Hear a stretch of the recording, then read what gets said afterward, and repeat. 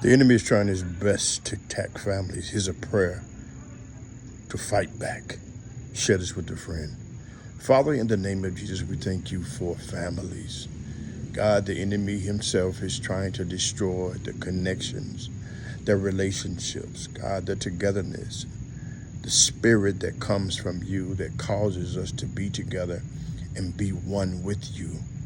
He's trying his best to destroy families. But God, today, we wrestle not against flesh and blood.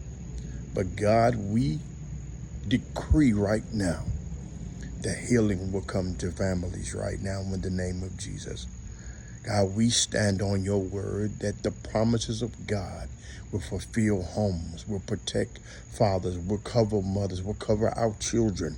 And Father, we thank you today for blessing families, strengthening them, and lifting them up. In the name of Jesus, I pray. Amen.